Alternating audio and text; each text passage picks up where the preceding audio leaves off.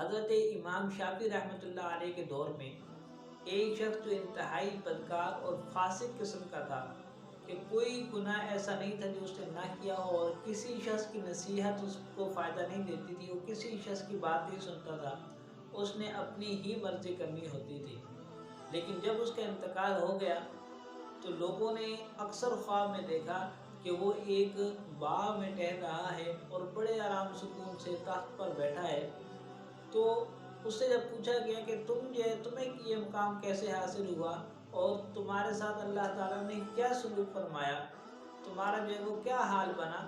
تو وہ کہنے لگا کہ میں وہ اب بڑے سکون اور آرام میں ہوں، اور ہوا کچھ یوں تھا کہ جب وہ میں اس دنیا سے رخصت ہوا تو پھر میرے پاس کوئی نیکی نہیں تھی، اور نہ ہی وہ کوئی ایسا گناہ تھا جو میں نے چھوڑ رکھا ہو، سارے گناہ کے کام میں نے کیے ہوئے تھے۔ لیکن جب میرا حساب کیا گیا تو اس میں ایک واقعے کے سبب اللہ تعالیٰ نے میری مغفرت فرما دی۔ وہ واقعہ کچھ یوں تھا کہ ایک بار میں حضرت امام شافعی رحمۃ اللہ علیہ کو دیکھا، وہ ایک نہر پر وضو فرما رہے تھے اور میں نے بھی وضو کرنا تھا۔ پہلے میں وہ ان کے اوپر کی جانب بیٹھا اور میں نے وضو کرنا شروع کیا،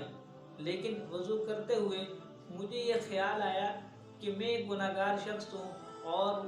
ہر قسم کی بدکاری میں نے کی ہوئی ہے۔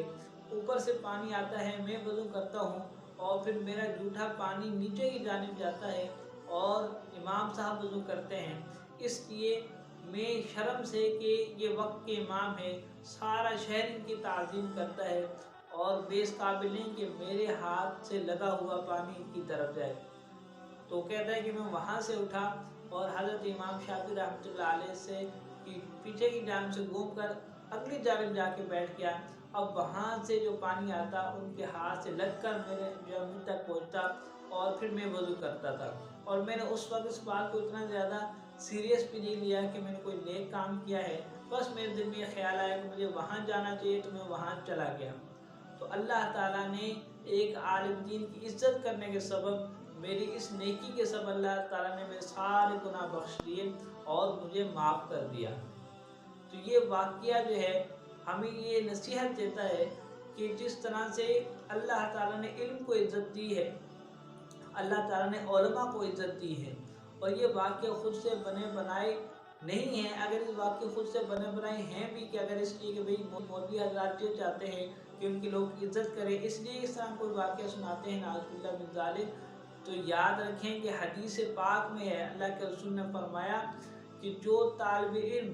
اللہ کی رضا کے خاطر علم دین سیکھنے کے لیے جاتا ہے تو فرشتے خوش ہو کر اس کے قدموں کے نیچے اپنے نورانی اپنے مبارک پر بچھاتے ہیں۔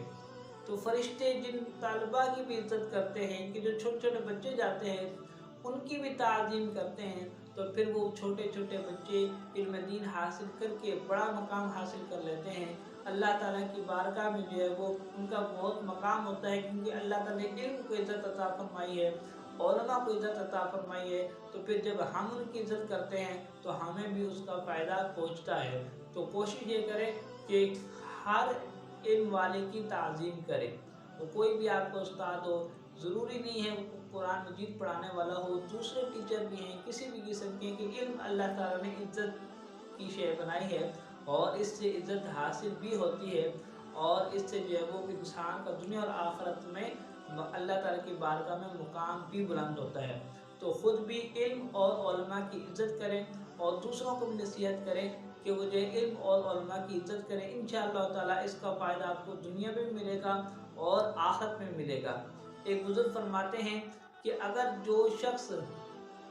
کسی عالم دین کی عزت کرتا ہے، علماء کی عزت کرتا ہے، ان سے محبت کرتا ہے، تو اگر وہ خود